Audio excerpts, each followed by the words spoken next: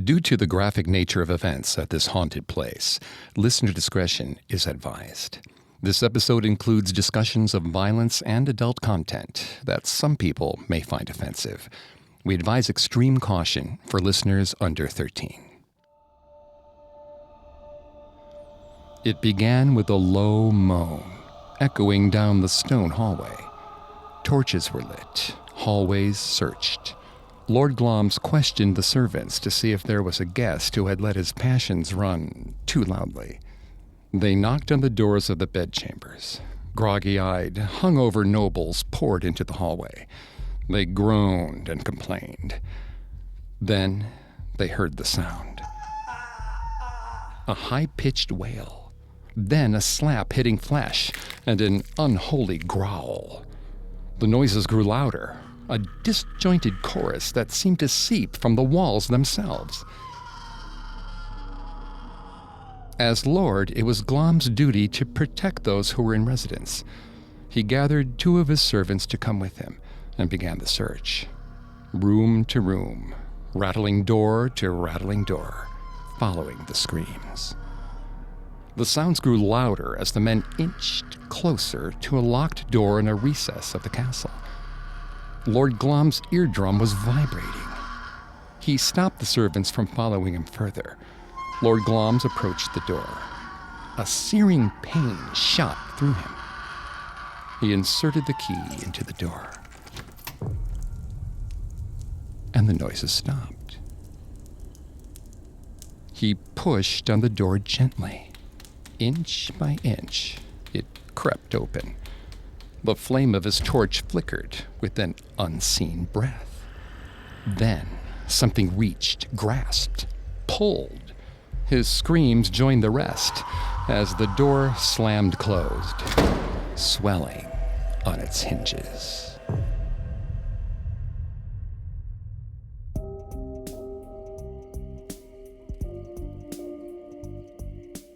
Welcome to Haunted Places on the Parcast Network. I'm Greg Polson. Every Thursday, I take you to the scariest, eeriest, most haunted, real places on Earth. This week, join me on a supernatural journey to Glamis Castle in Scotland, home to ghosts, fae, and monsters. It's even the site of the murder of a Shakespearean king. To this day, it's haunted. Listen to more episodes of Haunted Places, as well as Parcast's other podcasts on your favorite podcast directory. We're also on Facebook and Instagram at Parcast, on Twitter at Parcast Network, and at parcast.com. Many of you have asked how you can support Haunted Places. If you enjoy the show, the best way to support us is to leave a 5-star review wherever you listen.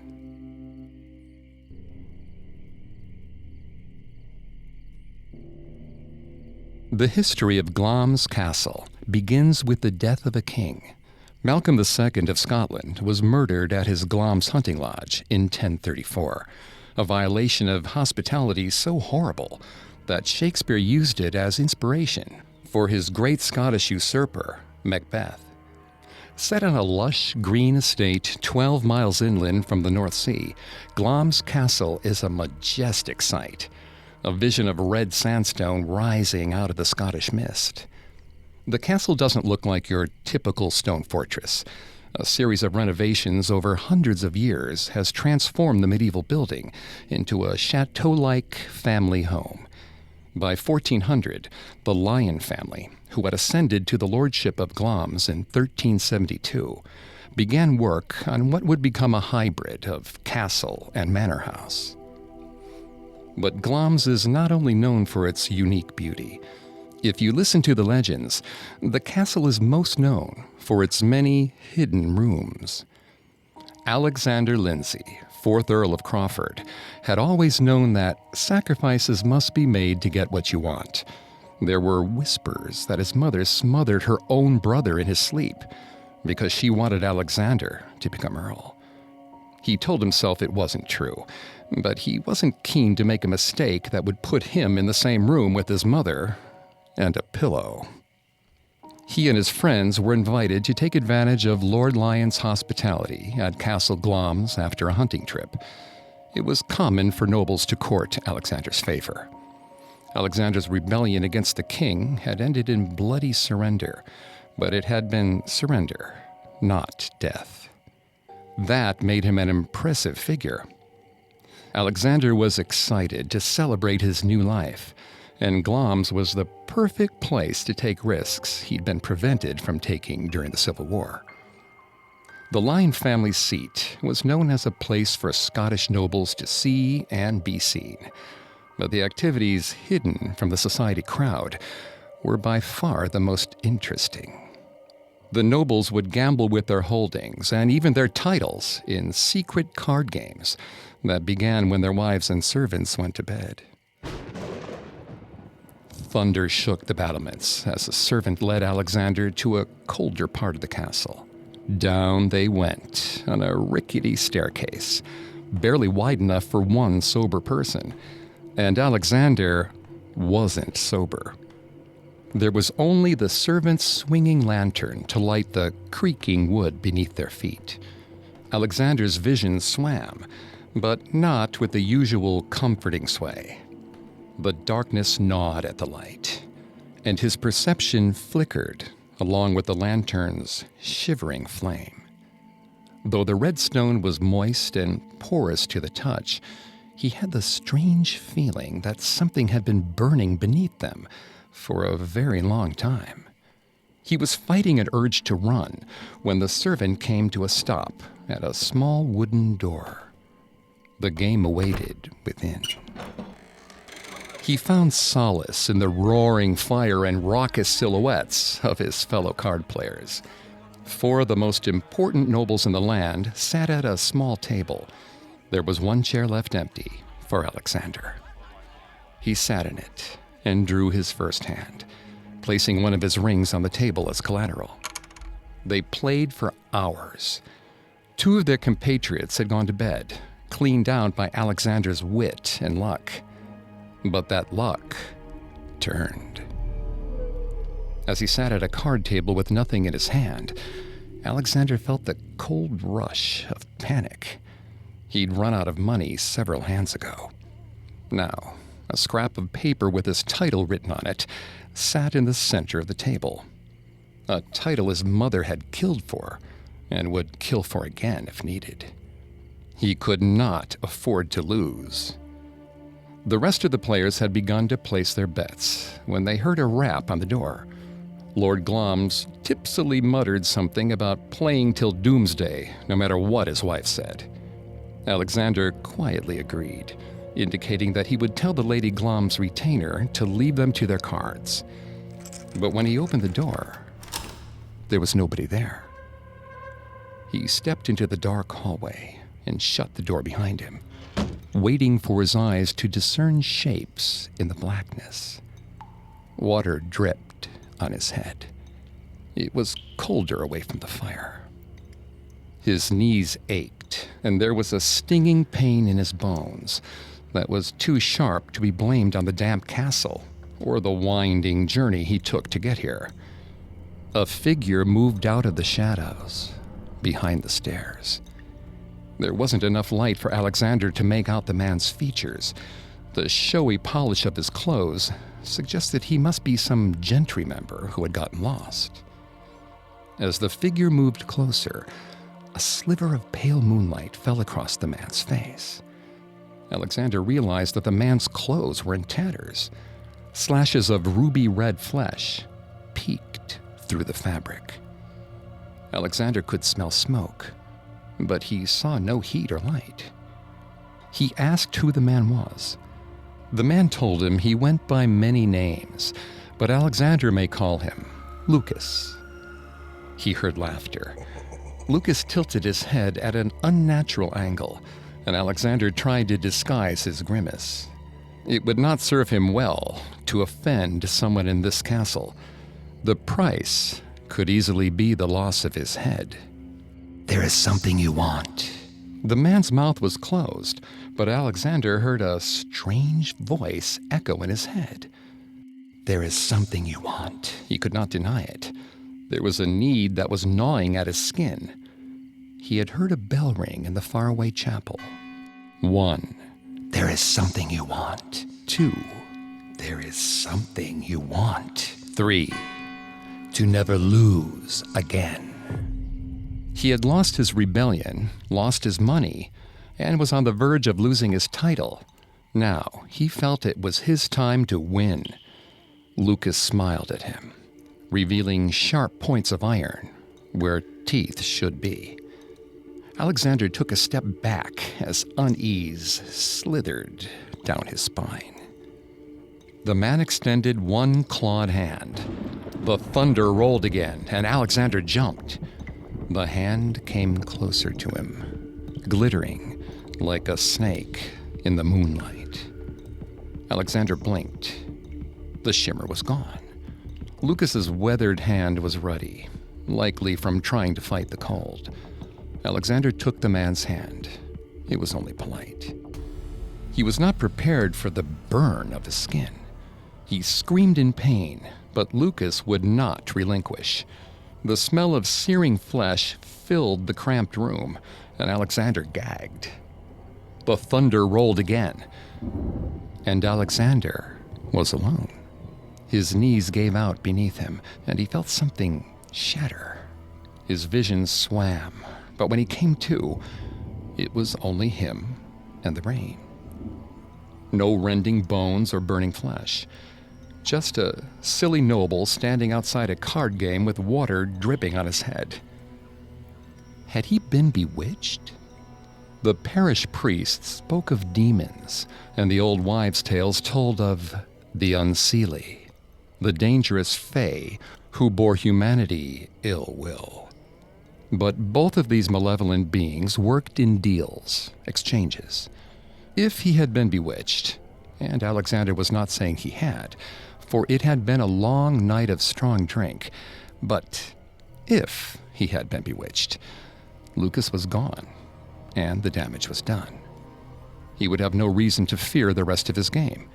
Reward now, punishment later. He'd escaped seemingly inescapable punishments before, as he was exceedingly clever.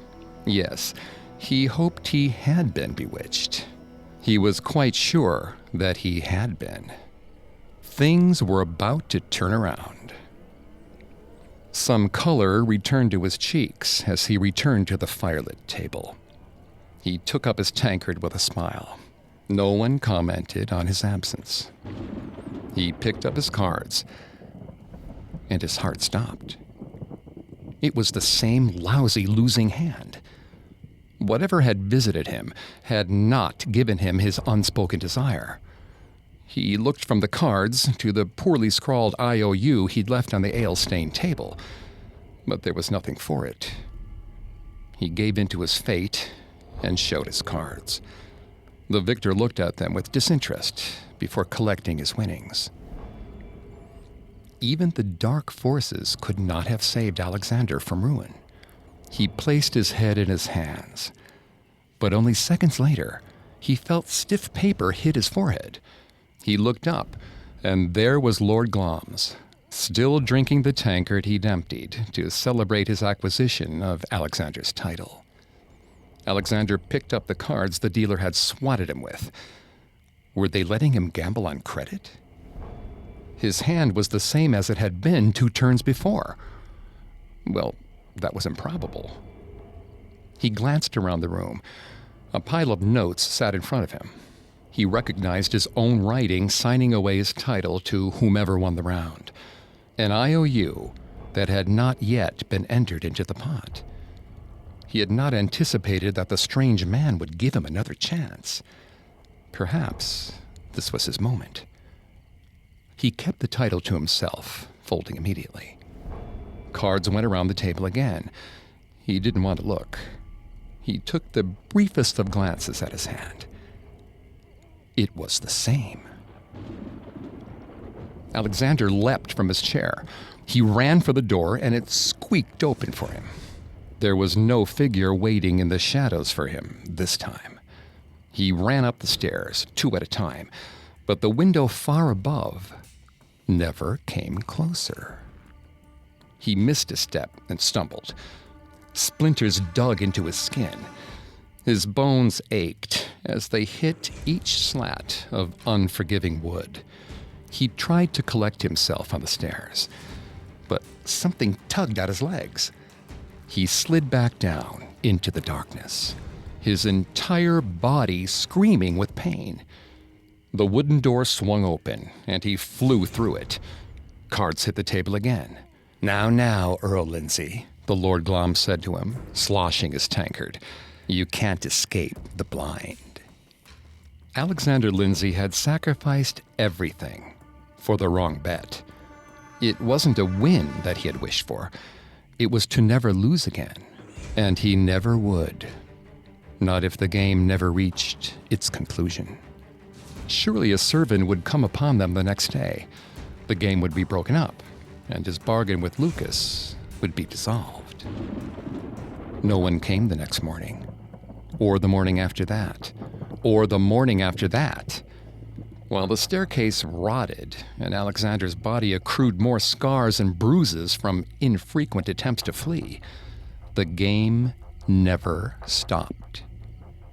Later, when Lady Lindsay had stopped looking for her son, the Lyons did a bit of construction, another renovation for their little castle. One of the rooms in the tower was walled up. It was a matter of hospitality, really. For some reason, the sounds of rain always carried from down below. If you listened close, you could hear it, even in the sunshine. Rain and the shuffling of cards. The legend of Earl Beardie, the medieval noble who was tricked into playing cards till doomsday, has been passed down by occupants of Glamis Castle since the 16th century. Some say he was second Lord of Glamis, and some say he was the Earl of Crawford, but we know that he was named Alexander. It is said that Alexander and his friends were playing cards and dice on the Sabbath when a visitor arrived to join the sinful game. When the men agreed that their sport was far more important than the Lord's day, they were doomed to play until the gates of heaven and hell opened wide. The sounds of dice, stamping, and swearing echo from one of Glamis Castle's most remote towers to this day. We'll have more from the castle's dark halls after this. Now, back to the story. With a history as long as that of Glamis Castle, there's going to be a share of ghosts. Bearded phantoms watching children in their beds, a ghostly man in armor patrolling the halls, a ghostly woman walking between the trees. But only one has reserved a seat in the chapel, Janet Douglas, Lady Glamis, the woman so hated by the King of Scotland that he tried her for treason and treachery 3 separate times. Not only was Janice Douglas the sister of the man who, for so many years, prevented James from the throne, she was also one of the unseelie. He was sure of it. Some changeling, a fae masquerading as one of us, a fraction of a human wrapped in an unfathomable fashion. There was a cruel beauty to her. The harsh lines of her face suggested violence. Her beady eyes appeared to glow in low light. And now that she had married his friend, John Lyon, or Lord Glamis, King James V found himself interacting with the wretched woman more often than he liked. He'd supped at Castle Glamis in order to receive Lyon's counsel. James had intentionally avoided acknowledging his hostess in any way, which made him feel very kingly. At that dinner, John appeared in the peak of health. But then, overnight it seemed, John developed a sickness. He wasted away under Janet's care. James was enraged, but he knew who killed his dear friend, and he knew that she would pay dearly. All it took was the torture of 7 wretched servants. Then, desperate to bring an end to the brutality, the son of his late friend, a 16-year-old boy also named John, finally gave his confession. The boy spoke softly. His voice trembled as he told the king of his mother's crimes. His mother, one Janet Douglas, also known as Lady Glamis, had conspired with her brother to keep James from the throne he deserved.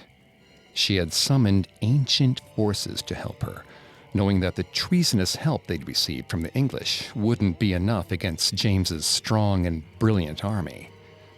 John had helped his mother carry out these terrible deeds, collecting poisonous plants from the woods around Glamis village, and helping to brew concoctions of the darkest designs. It was these poisons that she had mixed into her husband's dinner the night of his death. Janet Douglas had hoped to off both John Lyon and the king in one fell swoop.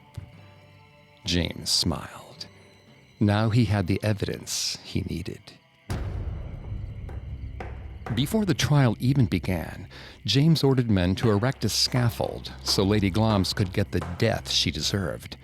If she had wanted desperately to commune with the devil, James would announce her arrival in hell by engulfing her body in flames. As expected, she was found guilty of treason. On a gloomy July day, Janet Douglas was brought in front of a bloodthirsty crowd in Scotland's capital city, Edinburgh. Her servants wept as she scaled the wooden stairs. James had kept her in a cloistered cell during the trial, and he had been delighted to learn that she had nearly lost her vision in the gaping darkness.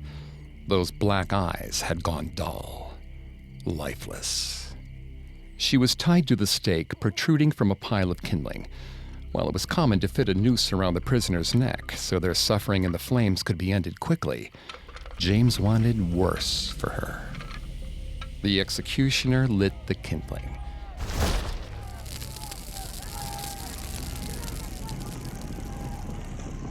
Flames danced higher and higher until they reached her skin.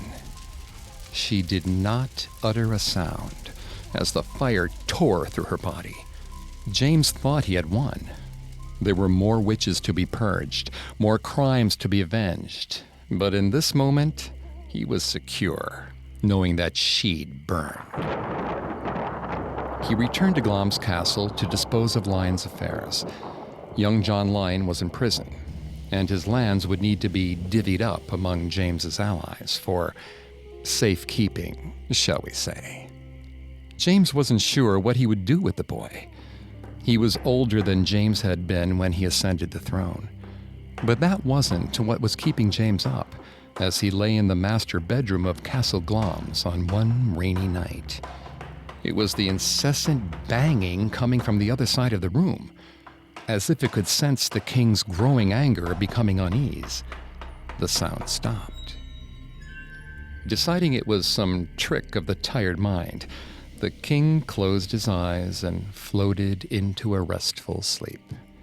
Several hours later, he was woken, not by a sound, but a smell.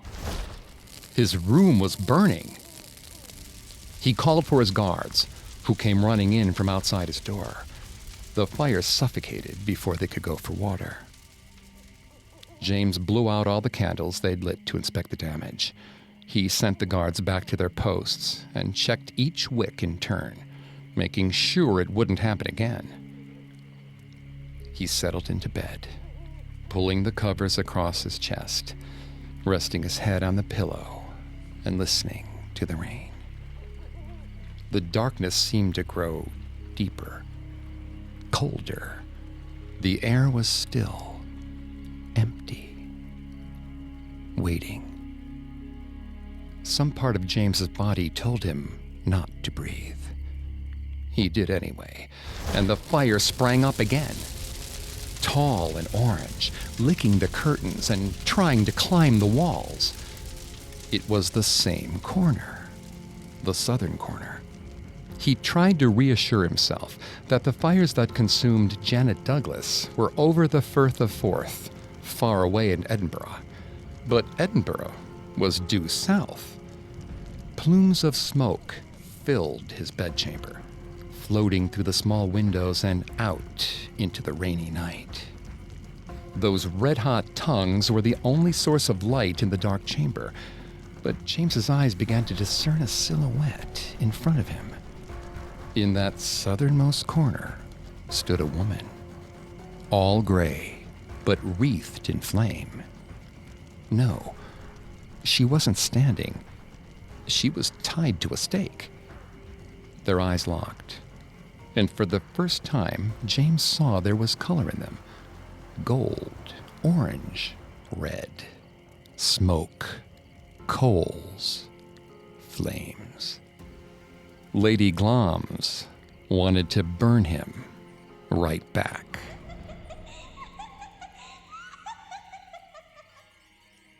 Nearly every historian agrees that Janet Douglas was innocent.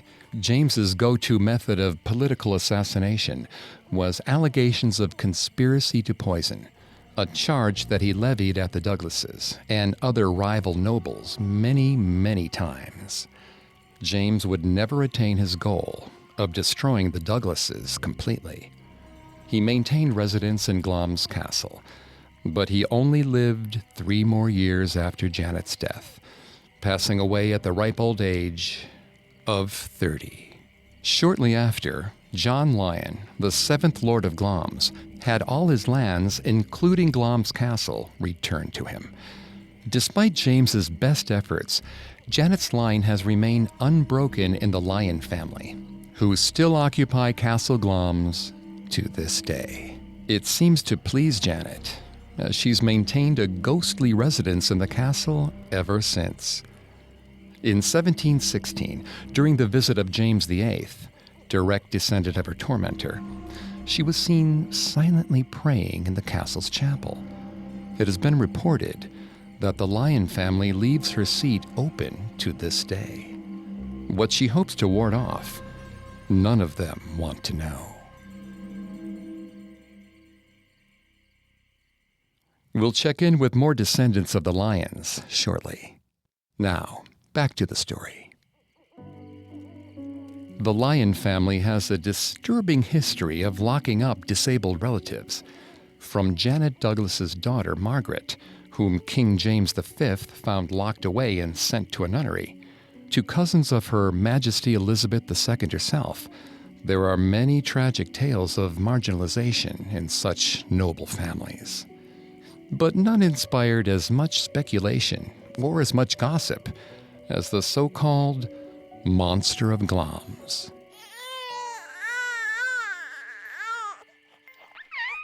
The birth and death of Thomas Bowes Lyon, Lord Glamis's firstborn child, are listed on the same day in 1821. The little boy who shared his father's name was one of the all-too-common victims of a high infant mortality rate in the 19th century. Well, that is if you discount the midwife. She told anyone who would listen that Thomas had been healthy when she left him, which made the announcement of his death the following day very strange, especially given that the baby's father was Lord Glamis, the 11th Earl of Swarthmore. It was rumored that the true Thomas Bowes Lyon, the rightful 12th Earl of Swarthmore, was not the little boy born the following year. The first Thomas, the true Thomas, was somewhere in the castle, locked away because of how he looked, imprisoned by a family too ashamed to acknowledge their true heir. When there were events at Glamis, Victorian-era guests secretly made a game of it. Find the hidden room. Find the monster who had been seen on the battlements. The forgotten Thomas was somewhere, the rumors whispered, locked away for his deformity.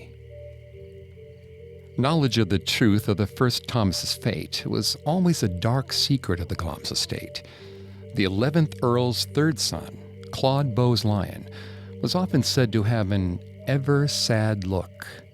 If you could even guess the nature of this castle's secret, he once said to a curious gossip, you would get down on your knees and thank God it was not yours. Thomas knew his seasons and his colors. He knew how to read and write. He knew he was 7 years old, and he knew that his nanny loved him very much. He hadn't known what it meant when he heard a new pattern of footsteps on the cold stone, ascending the long path to his solitary room for the very first time. He hadn't ever seen a man before, and this man frightened him. The man announced himself as Lord of the House and Thomas's father. His gaze was somewhere between guilt, indifference, and embarrassment. Thomas had never seen anyone look at him, aside from his caretaker, and she'd examined him with nothing but care and concern, maybe pity. Thomas had never been permitted a mirror. He knew that his face was not entirely round, but he had no idea what he looked like. Not really. What he did know, along with his numbers, colors, alphabet, and songs, was that there was something different about him. His nanny had said that he had the curse of the changeling, a child of the dangerous Fae. He knew that he was supposed to fear the Fae, and, by extension, himself. But he liked being touched by magic. This man, the dreadfully human stand-in for his own true parent, sat down beside him at his small table and just stared. "You have no right to this house," the human father said. It was not the sentiment Thomas had expected. He was not one of them, of course. He did not belong. He tried to tell his father that, but his words were cut off by the man's tirade. Thomas was dead. He had no right to the castle, no right to a family. He was a deformed mistake, a punishment from God for their own greed, a potential sign of the lady of the house's infidelity. He would never be like the rest of them. Thomas looked at the angry man quizzically. His father's eyes were as hard as the stone walls. He was not Fae, as the nanny suggested. He was a human boy who was born a disappointment. There would be no more visits from the nanny either. He would be left alone, as he should have been in the first place. But he wasn't alone. Not entirely. A man brought him food and books every day, but they weren't allowed to speak. Thomas wondered sometimes if he would be punished if he broke this rule, but perhaps his Fae nature bound him to such riddles and orders. He had made an agreement with his father that day, and the Seelie, the good fairies, always kept their promises. Thomas couldn't contemplate the notion that he'd been a bad fairy. The tales his nanny had told him of the unseelie Fae were terrifying. Perhaps his father thought he was one of those. Thomas was determined to prove to him that he was not. But his father never came. Years passed in silence. Sometimes he felt invisible. He'd sing to himself as the steward entered and exited, hoping that he'd find some joy in it. The man never even looked at him. Thomas tried talking, speaking the poems his nanny had read to him, but the steward merely set the supplies down and left, as though the room were empty. He averted his eyes, as if Thomas was a horror. After what may have been months or years, he attacked. The servants screamed and fought, but Thomas had taken him by surprise. His fingers clawed at the man's skin. He screamed with the steward, finding a dark rush of joy. The servant bit his arms. He rammed himself backward into the stone, and Thomas fell to the ground. His grip on the man pulled him down with him. Eventually, he woke up on the floor, alone. A cold plate of meats was placed next to the door. He choked them down as best he could. There was no water to sate his thirst. For the first time since the disappearance of his nanny, he laughed. His father could take many things from him, but he refused to starve the boy. For all his allegations that Thomas was dead, his father was keeping him alive. There would always be someone to bring him things. Kindness had not proved itself to be a worthy venture, but violence held promise. The next day, the same man greeted him, or rather, appeared without greeting, eyes lowered to the floor. In deference, it seemed now, rather than just horror. The steward's wounds were bandaged, but Thomas could see the bruises on his skin. He liked the proof that someone knew he existed. The man would go down to his supper. He would see Thomas's father in the hallway. Perhaps the steward's wounds would get a second glance. Perhaps his father would know that Thomas wasn't dead. Thomas didn't attack again until the marks had faded. He sharpened his nails into points. When the steward brought in his tray for the day, he dragged his fingernails across his face. The steward dropped the tray and fled. For the first time in his life, the door was open. He could be free. Thomas didn't know what the world looked like, nor even the rest of the castle. But it was his birthright, and he wanted to see what had been kept from him. He followed the man's screams down the stairs and out into the long hallway. There were guests in the house. He could hear them, talking to one another, laughing. He was afraid to approach them. He did not know how they would react to a fae such as he. Thomas took in the space around him. The windows were uneven, hung at different heights in a disorienting manner. There was only one window in his room, and it was too high for him to see anything out of. But this casement allowed him to see the fields of green below.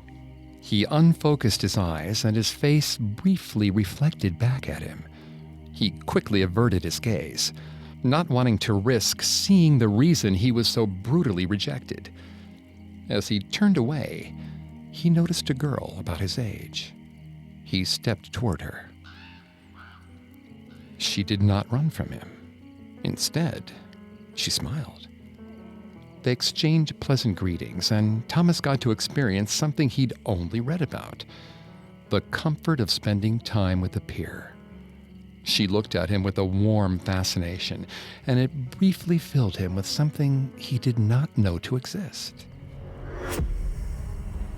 Then the roar of his father ruined his happiness yet again. He dragged Thomas away from the girl and back into his dungeon. Thomas tried to fight. He clawed at his father. But the elder man ignored the blood that dripped down his arms as he threw Thomas back into the tiny room. The door locked behind his father's retreating back. Thomas expected to spend the rest of the day alone, but then he heard his father's heavy footsteps echoing up the stairwell. There was a clanking that followed the sound, one that Thomas couldn't place. The door opened, and Thomas came face to face with his father and a younger boy. He had a brother. Thomas was more confused than angry. "Hello," he said, his own voice sounding foreign now. In a patient voice that Thomas had never heard his father use, the man encouraged Thomas to put the chains through an iron ring. In spite of himself, Thomas found himself reaching for the chains, but his father pulled them away, handing them to the other boy. The younger boy was rewarded with praise as he completed the task. He looked at the other boy once more and knew it. He was Thomas also. The Thomas his father wanted. His brother clamped the irons around Thomas's wrists. His flesh pinched and reddened where it swelled. Even in his tiny world, he could not be allowed to roam free. The chains, his father told him, were for his own good. He needed to be protected from himself and others. Thomas wanted to attack his father, beat his hands against the man's chest, and rip this room, this castle, apart, piece by piece. This other boy received kindness and patience. He received cold iron and spite. They did not want him to live, but they could not bring themselves to kill him. And somewhere in the dark part of his heart, he knew why. He knew they were afraid and ashamed. They could beat him, hate him, hurt him, chain him to their stones, but they would not be killers, because killing for someone's own good was harder to justify. He pulled one last time at the iron that burned his skin, but the chains held. The chains would hold him the rest of his life.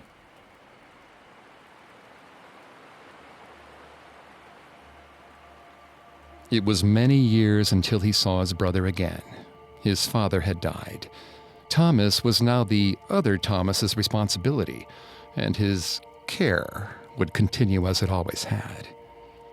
The new Lord Glamis did not have the courage to kill his brother, but he would not let him live either. Thomas rattled his chains at night, hoping that the sound would carry. Sometimes he could swear that he heard someone new coming up the stairs, but it was only his imagination, his only constant companion in the musty, dark cave that was his home. What Thomas could not know is that someone had hinted at his existence.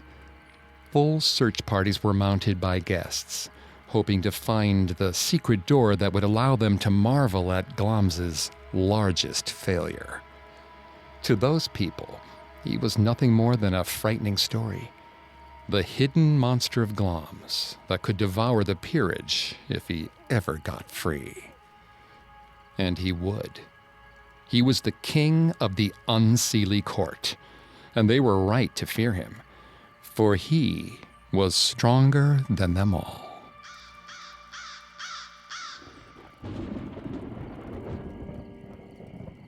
It is said that as Thomas Bowes-Lyon, the 12th Earl of Swarthmore, lay on his deathbed, he asked his brother Claude to come to him. The men spoke behind closed doors, and when Thomas passed, Claude, now the 13th Earl and Lord Glamis, ordered that the chapel at Glamis Castle be restored. He was often seen kneeling at the altar in the morning, still wearing the clothes he wore the night before. If the Thomas Bowes-Lyon, who was born in 1821, did survive, he likely didn't outlive his brother Claude, who passed away in 1904. It's interesting, then, that the New York Sun reported this in the same year. Quote, "On one occasion, a young doctor who was staying in the castle professionally found on returning to his bedroom that the carpet had been taken up and relaid. By raising the carpet, he laid bare a trap door, which he forced open and found himself in a passage. This passage ended in a cement wall. The cement was still soft, leaving the impress of a finger. The next morning, the doctor received a check for his services, with the intimation that the carriage was ready to take him to the station for the first train." End quote.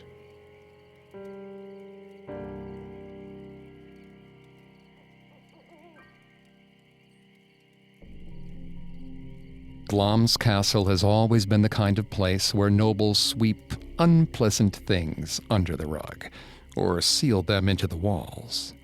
Murdered kings, cursed card players, abused relatives, they all disappear into the myriad hallways and corners the castle's storied history has to offer. It's been said that a group of guests to the castle once endeavored to put cloth sticking out of every window, just to see if they could find one of Glamis's frequently mentioned hidden rooms. There were several windows without cloth, but no one could find the entrances that connected them.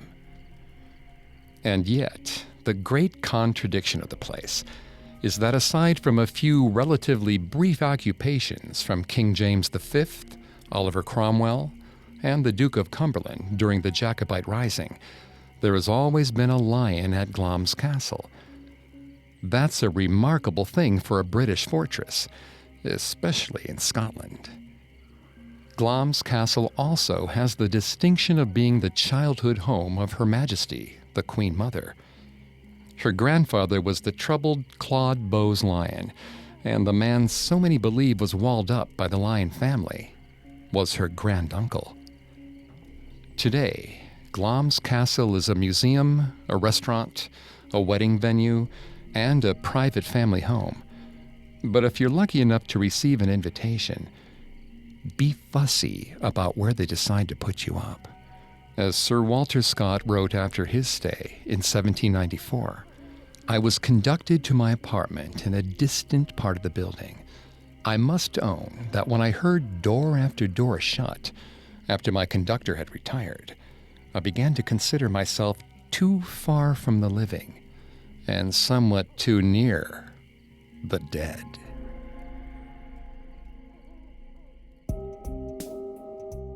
Thanks for listening to Haunted Places.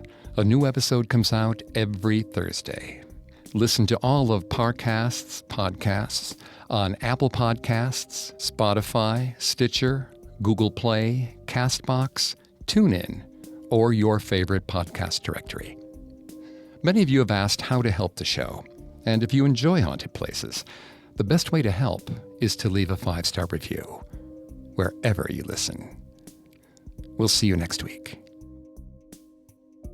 Haunted Places was created by Max Cutler and is a production of Cutler Media and is part of the Parcast Network. It's produced by Max and Ron Cutler. Sound design by Kenny Hobbs, with production assistance by Ron Shapiro and Paul Muller. Additional production assistance by Maggie Admire and Carly Madden. Haunted Places is written by Lil DeRitter and Jennifer Richey. I'm Greg Polson.